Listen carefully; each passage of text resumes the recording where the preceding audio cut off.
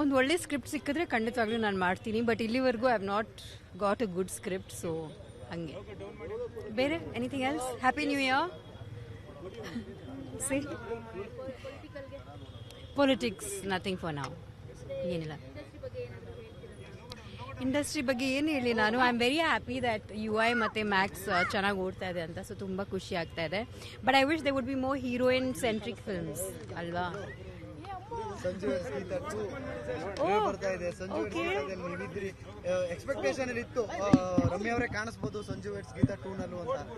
No, I wish the team all the very best.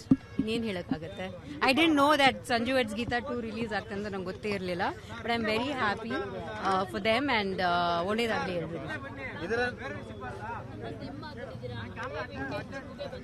Vintage vintage Mangala. ಒಂದು ನಿಮಿಷ. I give it. Okay,